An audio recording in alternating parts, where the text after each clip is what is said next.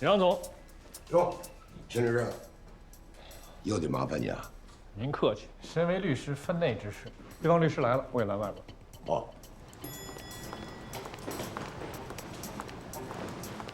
您好，我们跟杨总是约好的。不好意思啊，杨总在忙，麻烦二位稍等一下。那要等多久呢？我们约的就是这个时间。大概10分钟左右吧。二位可以先坐一下。是陈律师让我们等的吧？谁啊？没事。这姓陈的，见过坏，没见过这么坏。杨总，您这边打算怎么跟对方律师谈？我这不得征求一下你的意见吗？对。第一呢，如果对方有什么过分的要求，一定咬死他们是在敲诈你。第二，我建议啊，你在经济上做适当的让步，毕竟他们打劳动争议，咱们公司是违反了劳动法的。其他就没什么了，一会儿呢你就先跟他们谈，我稍微回避一下。为什么？跟他们打过交道，我怕再的话引起他们的戒心。行，那你就在隔壁房间等我。没问题。嘱咐下前台，让他们把手机留在外边，免得他们录音。好。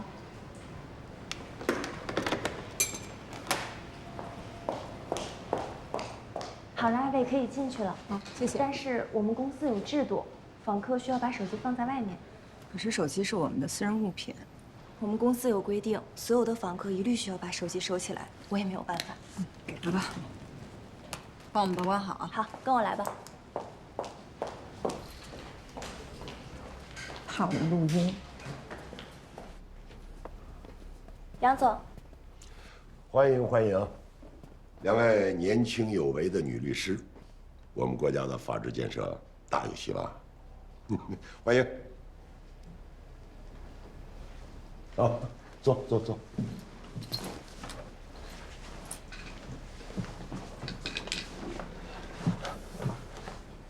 二位律师有事啊？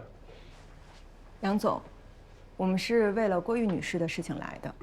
贵公司无故地解除了与郭玉女士的劳动关系，这不仅违反了你们之间签署的劳动合同，也与法律规定不符。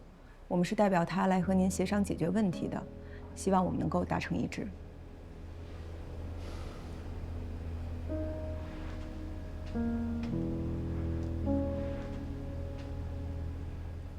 杨先生，我刚刚说的您听到了吗？郭玉女士委托我们来和您协商解决问题，如果协商无法解决，我们就走劳动仲裁程序了。他有什么要求啊？他要求恢复劳动关系，并向他赔礼道歉，同时补发他被迫离职这些天的工资和奖金。那这么说，他找过你们了，对吧？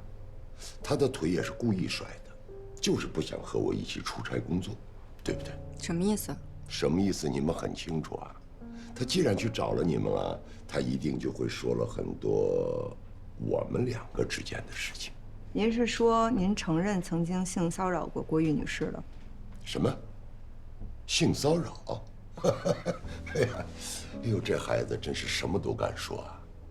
这丫头吧，大惊小怪，她真的是忘了她怎么有的今天，怎么从那个小山村里头出来，又怎么考的大学，留在了京北，她心里就没个数啊。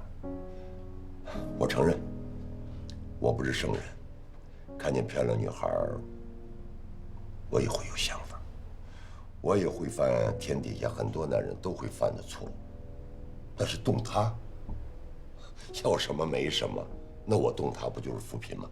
那你就是承认你骚扰他了？性骚扰是他说的，作为律师，你们得给我证据。你们今天呢是来打劳动争议官司，他呢要回公司可以，回来继续做我的秘书也可以，不想回公司也行，我可以给他2年的工资，这样2不亏欠。至于说要打什么性骚扰的官司，请。小天儿，杨总，给2位律师端茶。好。看到了吧？这才是女孩子。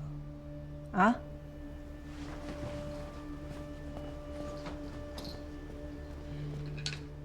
那我们就走劳动仲裁了啊！好，不送。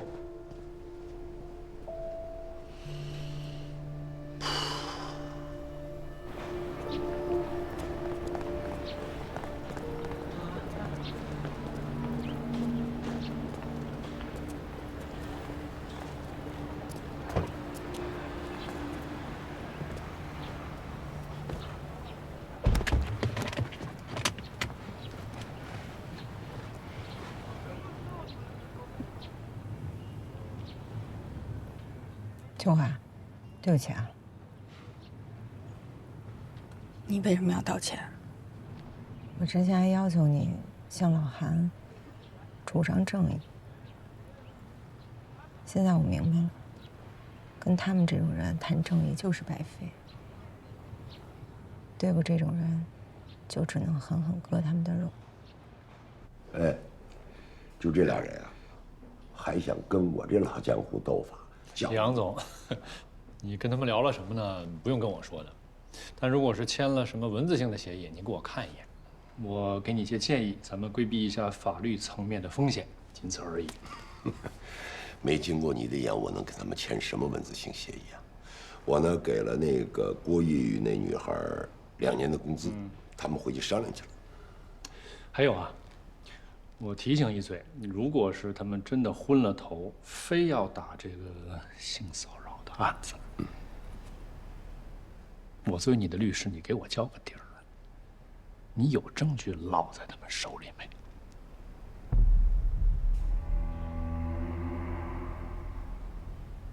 没有，肯定没有。你说，咱们性骚扰过谁啊？肯定没有。行，杨总，你心里有数就行。这瞒谁啊？别瞒自己的律师啊！你说没骚扰过，我就信你没骚扰过。肯定没有。其实我告诉你啊，就是那丫头，你没见过，要啥没啥。要是说那个今天来的那个姓罗的女孩，杨总，哎，他是律师，我同行，有些玩笑不好开。好，不开。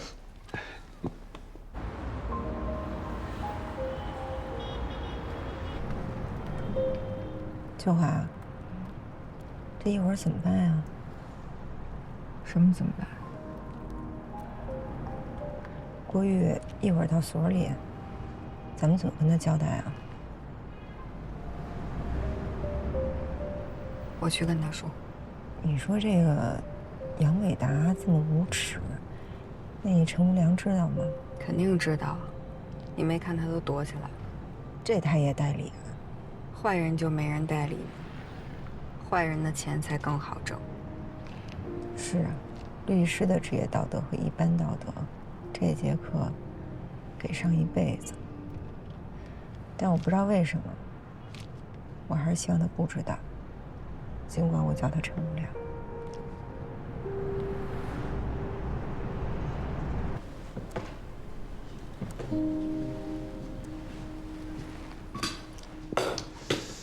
你个王八蛋还挺沉的你。哎，你没事别老玩我小宠物啊！这不是王八，这是乌龟。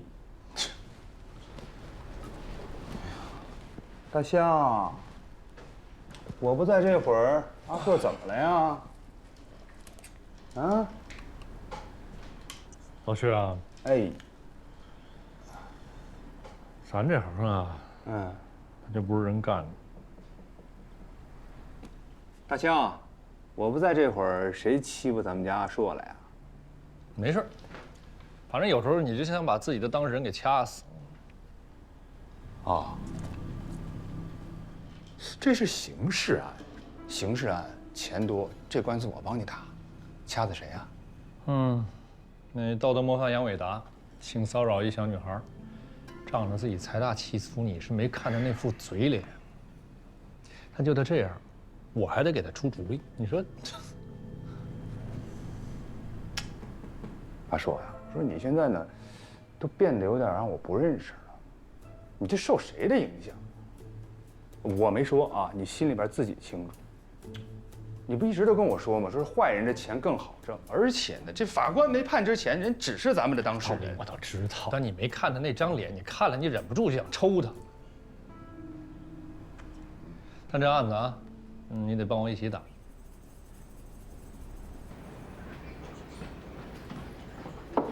邱律师，郭宇来了。邱律师，结果怎么样？谢谢。那个，你们聊得怎么样？聊得挺好的，你先喝口水。结果还不错，他几乎答应了我方的一切要求。他答应补偿你劳动合同期内所有的工资和奖金，另外再给你一笔补偿金。至于具体的数额，我觉得咱们可以商量。邱律师，他承认了他骚扰过我吗？他承认了。那他就可以进监狱了呀。是，但是这种承认是没有意义的。他当着我跟罗律师的面承认没有用，他可能到了法庭上，他就又不承认。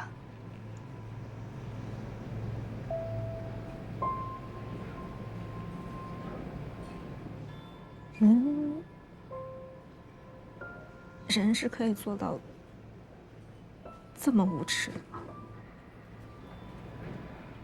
坏人的无耻永远超出你的想象。那我该怎么办啊？我的建议是提一笔比较高的补偿金额，拿上这笔补偿金，让自己喘口气，再找一份新的工作吧。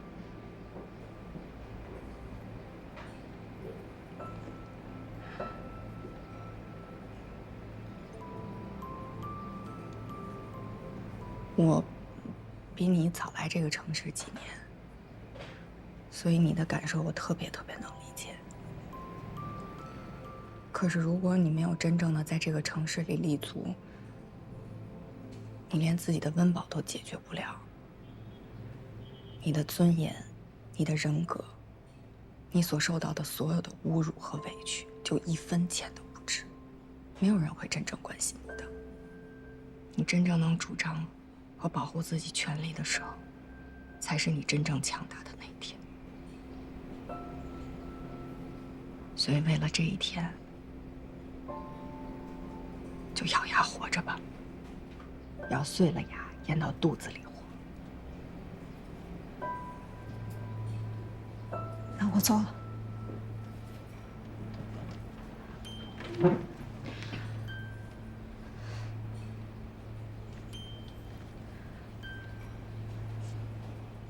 我只是没想到，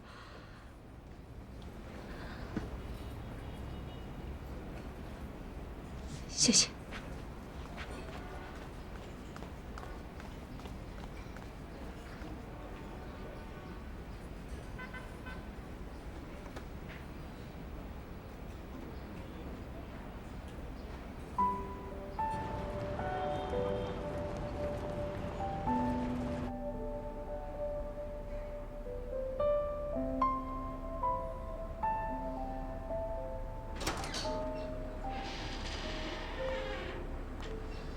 我多像候鸟，满世界环绕，却从来无处落脚。英子，你知道他每次跟我动手动脚的时候，我心里想的是什么？我无数次想身上揣把刀，他不老实的时候就给他一刀，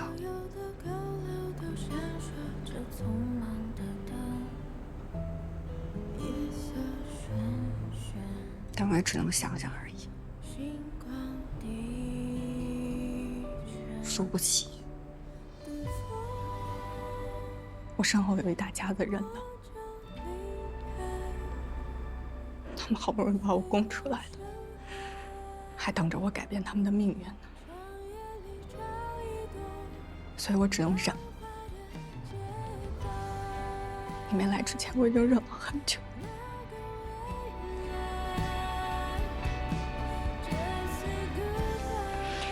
我留着这些证据，我将来让他付出经济上的代价。我是一个律师，我一个学法律的人，我还不如人家郭玉呢。别胡说，秋花根本就不是你想的那样。你特别特别棒，你特别棒，你知道吗？你特别棒。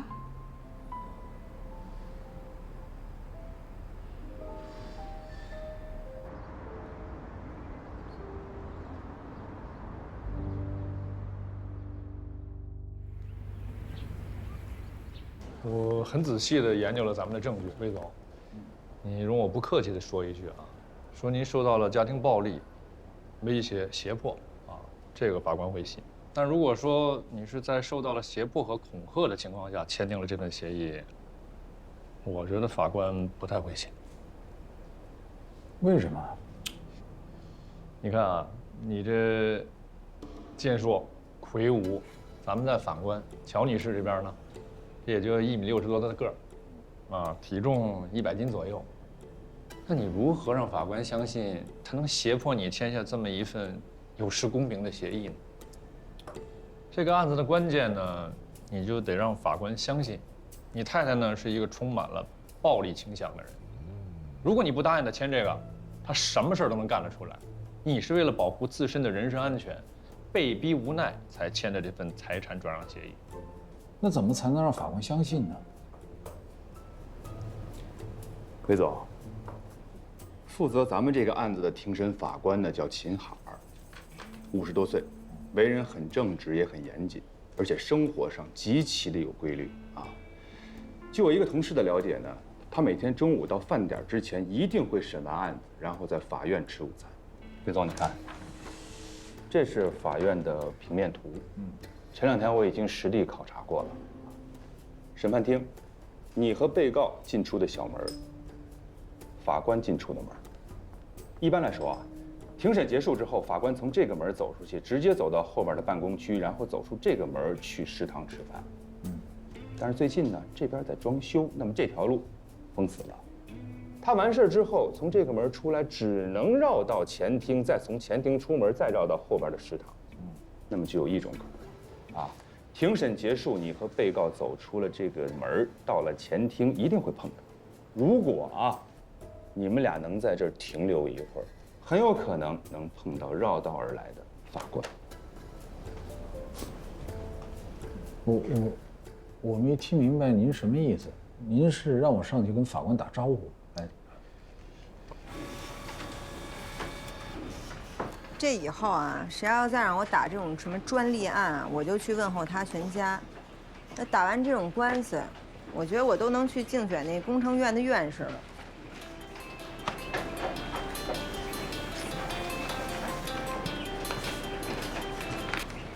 死啦！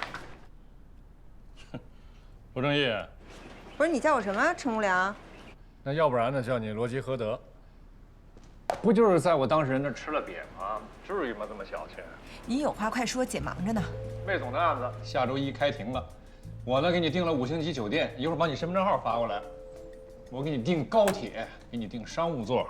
不是你当真了呀？你还真以为我要去啊？我逗你玩呢，那是。我才没有兴趣看小丑表演呢。真不来啊？你不想看我胖揍你们所的韩律师啊？你就真觉得你能赢得了他？灭此招师，赶快发过来啊！吹牛吧！你要输了怎么办呀？立马奔派出所改户口去，从此更名陈无良。哦，那行，哎，那你给我订2张啊，我到时候跟秋绿一起去啊。对了，之前不是跟你说了吗？我们俩可是有误工费的啊，1天10小时，然后呢每小时500，也就是每人1天5000块钱。行，我待会儿把那个身份证号码发给你啊。好，拜拜。哎，去吧去吧，他呀说肯定能赢了那老韩，咱俩就看看他们俩怎么不要狗。我才没那闲情逸致。哎，你不是原来说好的吗？你就全当是休假旅游，放松一点好不好？你别老活得那么严肃。你看看我这还背着1000多万的债务。所以我经常奇怪你是怎么笑得出来的。哎，你看这是什么？什么？虱子多了不怕咬。那去了要是碰见老韩，怎么说呀？说你好呀，说哈喽啊，那能说什么呀？那怎么着？他以后他去的地儿咱都不能去了是吧？那多尴尬呀！你怎么还没明白？咱们去了就是为了看他尴尬呀！有本事他别让咱们看到他尴尬呀，对吧？走吧啊！哎，待会儿把身份证号码给我啊。钱给你转过去了啊。哎，那个我1等座，你2等座。主任。哎。哎，我借的那个案宗还回来了。哦。哎，主任这是要出差啊？是啊，我们不像你们。你们在家里坐着，业务就上门了。我们东奔西跑的开庭，挣几个辛苦钱。主任，什么案子啊？乔连凤那个案子呀。乔连凤，就同仁路桥。嚯，你看，当初那个魏总想委托你们的时候，代理费好几百万，啊，他老婆委托我才几十万，可不就是辛苦钱吗？您这话不能这么说，你主任是为了正言斗争嘛？哎，但是能赢吗？我当时觉得这个魏总的胜诉希望还是很大的。潘主任，您到时候可别输官司啊！输，我那个字典里就没这个字儿。主任，我向您打过念。哎，好。真是很想瞻仰一下法庭上主任胜诉的风采。哎，去啊！我也一直跟所里说呢，老律师出庭应该组织年轻律师旁听，这也是提高业务水平的机会。啊，真的吗？不过算了，你不是在外地吗？买不起车票啊，我给你买。哎呀，那倒不用，主任，我就是觉得吧，您看这个打官司这种事儿，输赢都是很正常的，尤其是这个官司，他这个原告方胜诉的面儿不小呢。那万一要是我们去了，那边有什么事儿，我们又是您徒弟，那您多尴尬呀！不可能发生啊，小罗，去旁听，算是业务学习。到时候我跟法庭申请一个旁听名额。真的？那谢谢主任，那我就叫上秋华一起了。行啊，那车票您不用管了，我们自己解决啊。谢谢主任，好的，再见。再见。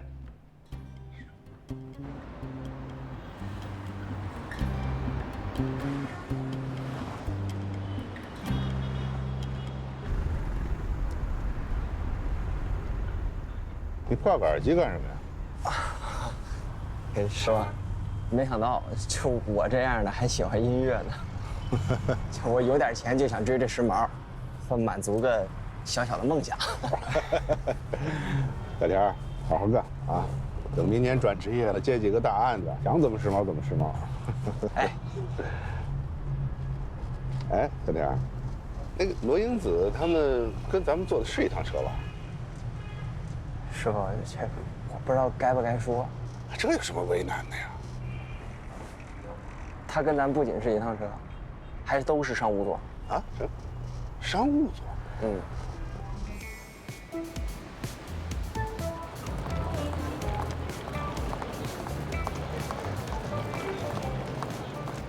是罗小姐吧？对。哎，您好，给我吧。谢谢。哎，您客气。哎，我坐前面啊。来给我吧。哎，您慢点，小心台阶儿。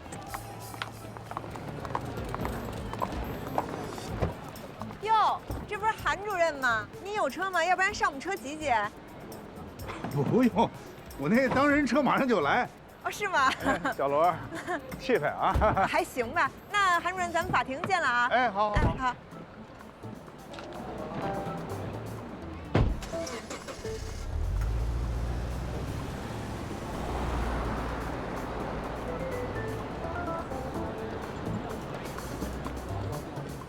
看什么看什么呀？赶快拦车呀！哎。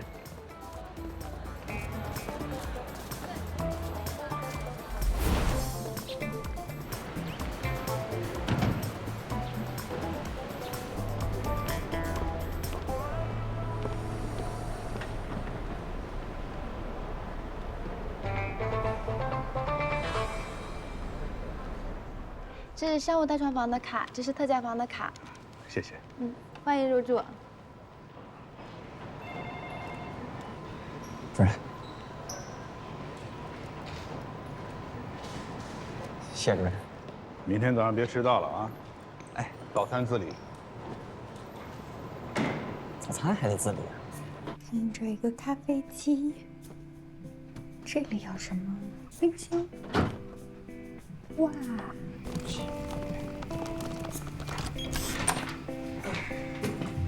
这里有一个鲜花，这边有一个大床，这也太小了。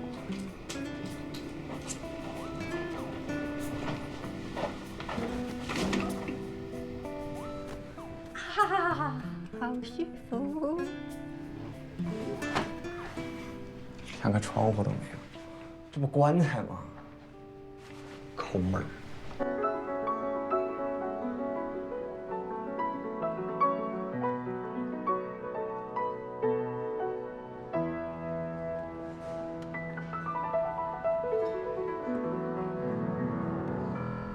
看，你弹琴呢，专业的。哎，遥想当年啊，我也是钢琴8级的水平，现在全丢了。你小时候，你家里想让你将来弹钢琴啊？那倒也不是，因为我爸呢就是搞教育的，然后呢他就希望自己的女儿啊全面发展，德智体美样样都行，琴棋书画也都能摸摸，所以他从小就带我去学什么琴呐、学画啊、学字儿啊，然后在家里还把那围棋给我教会了。但我爸有一点好，他不强迫我，就我愿意学就学，不愿意学就丢了就行。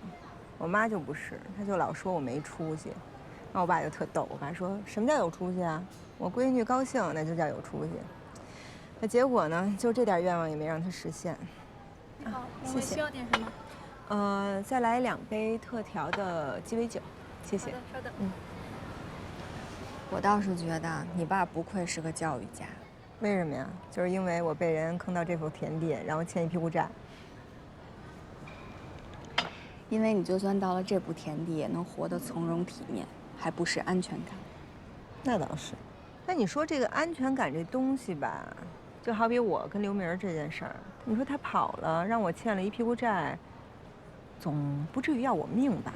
那只要这样，我觉得倒是还挺有安全感的。这话也就你能说得出来。为什么你没安全感？当然没有了。那我挺好奇的，你为什么没安全感？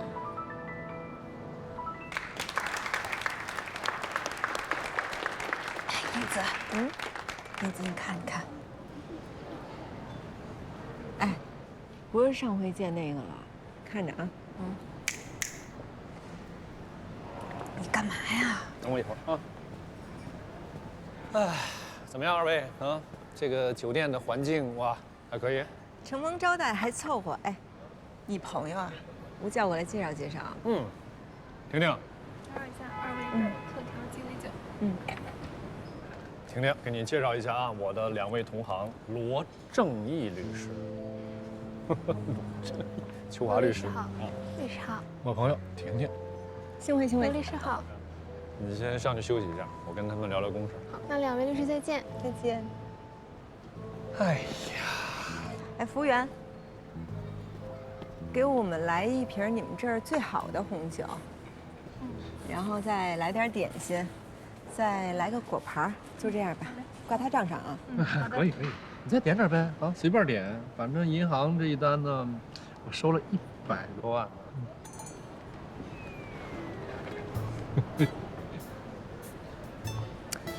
明天的这个开庭，2位怎么看呢？能怎么看啊？就魏先生这案子稳赢啊，这都不用费劲，赢不了那是律师的事儿，是为素餐坑当事人的钱啊。凭什么这么自信呢？啊？不是，我们的代理思路写得多好啊，你就照我们代理思路打就行了。这么简单吗？但说实话，就你那思路，大陆货，反正是无功无过，是个律师都能想出来。那你别用啊。我为什么不用啊？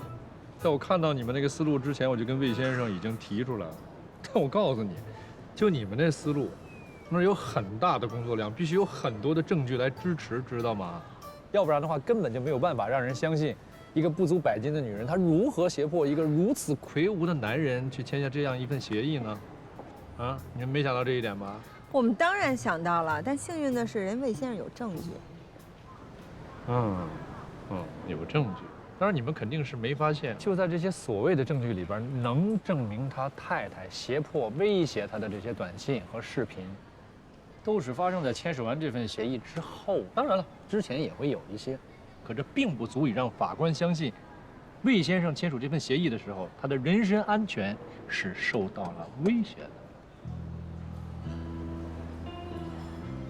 那怎么办？等书呗。切，我才不信呢！难道你活本真想改成陈无良啊？明天等着看好戏啊，眼睛都不要眨一下，不要错过每一个精彩的瞬间。行，那咱们就预祝陈律师吧。来吧，秋丽。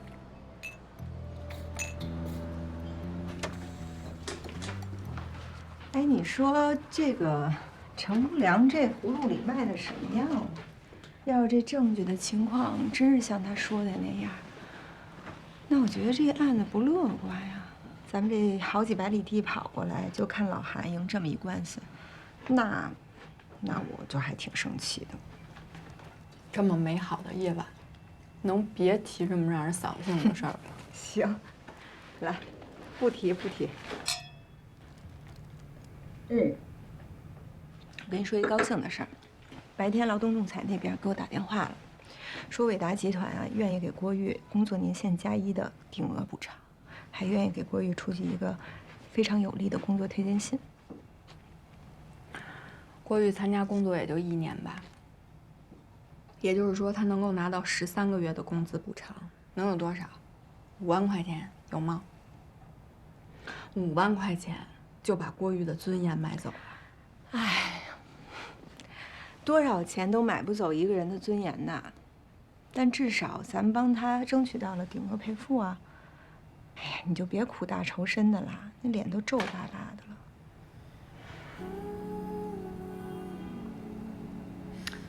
英子，你身上背着这么多的债务，你真的不发愁啊？这又有什么用呢？再说我也没背什么债务了，私人贷解决了，我顶多也就输套房子给他们，也就是被他们剥削得一干二净而已。那有什么办法呢？重新开始呗。再说我现在已经起步了呀，只要活着，就有希望。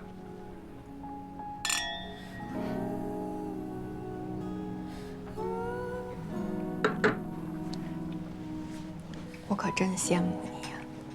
羡慕我什么？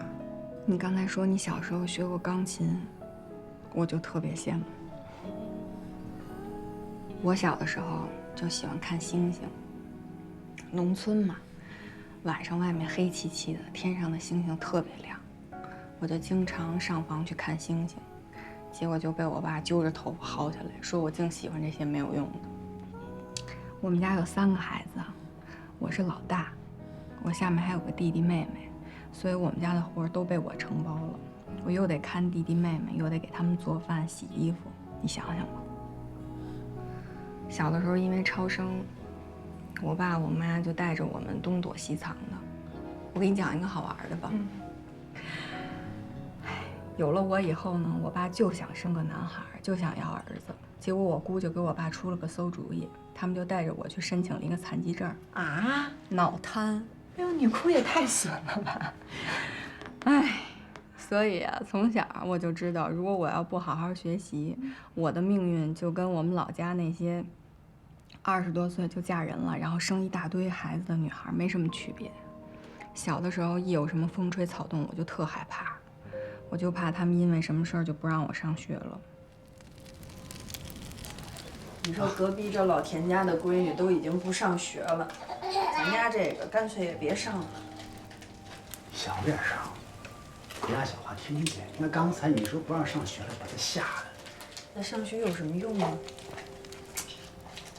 她这么愿意上学，这么着吧，等把弟弟的活忙完，我呢去城打点工，咱们把学费给挣出来，就让她上吧。你说呢？所以我在家就拼命的干活，只求他们能让我上学。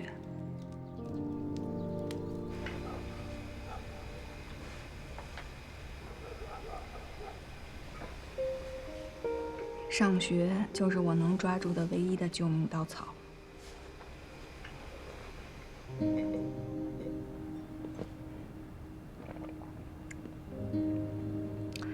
打从上初中开始，我就不管家里要钱了，我都是自己供自己，一直到今天。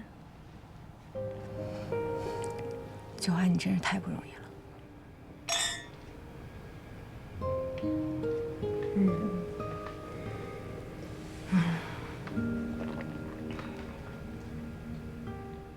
但是我们家为了供我上学，也都是勒紧裤腰带的。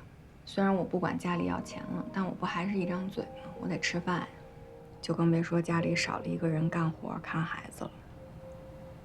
但是英子，你别骂我没良心啊！正是因为我自己把自己供出来的，正是因为我那一家人都在嗷嗷待哺，所以我才坚决不回老家。我可以把我每个月的工资省下来给他们寄回去。但我也不想让这个家再成为我身上的壳了。我首先得为我自己活，你说对吧？你可真活出来了，才算是能帮到你那些弟弟妹妹。如果你还像他们那样，再在那个地方生活，那你也就被淹没了。但也正是因为这样的出身经历，这样的背景，造就了这样的我。所以很多人很多事，可能永远都跟我无缘了。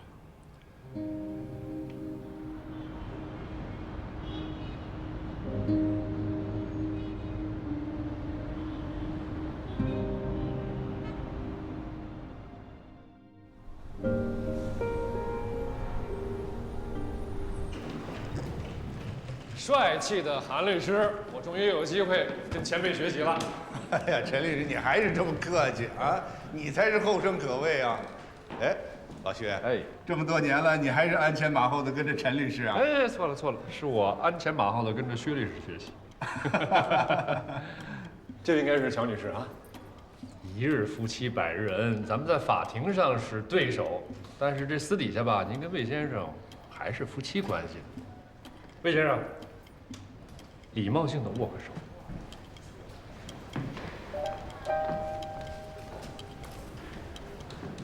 来，你信不信我把你的手指头给掰断了？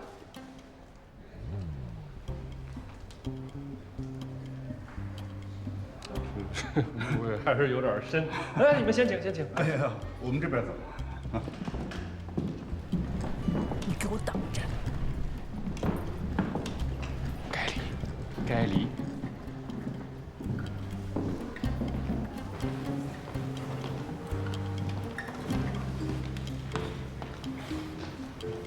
哎，你瞅老韩前面那儿堆的，跟座山似的，哼，准备还挺充分。瞧，给小条紧张的，到时候老韩又给骂他。这小条来咱们所的时间也不短了，老韩从来没给过他机会，这应该是他第一次跟着老韩出庭。谁摊上老韩这么个师傅都不容易，真是。全体起立。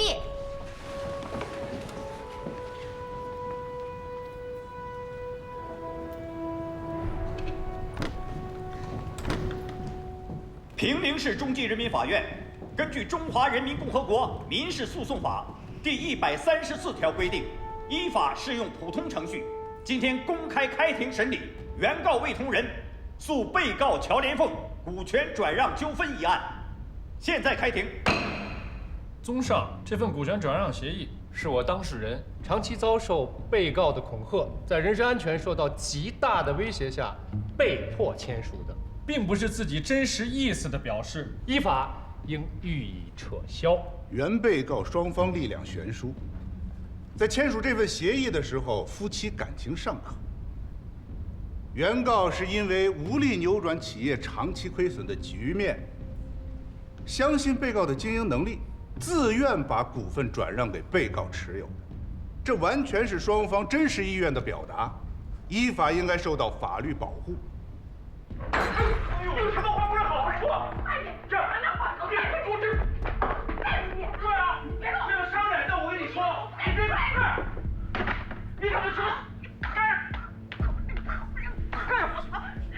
有什么话不是好好说吗？出门就有人等着你，见你一次打你一次，听见没有啊？听见没有？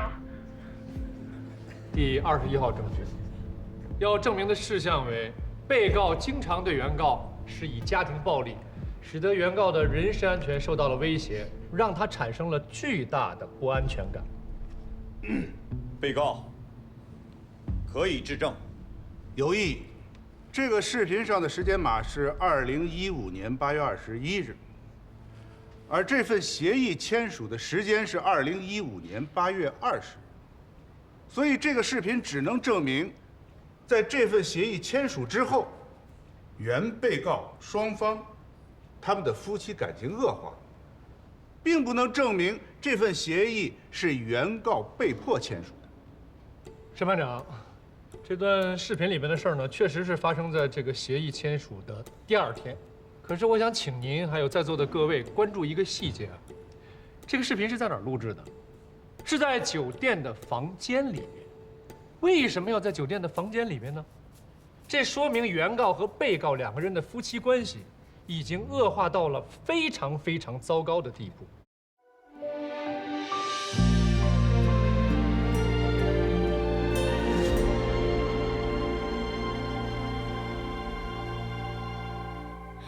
记忆里许多事情又过去，我们多有默契。失去的所有人里，最怀念自己，不痛不惧。用沉默来代替错过的我，没多说一句。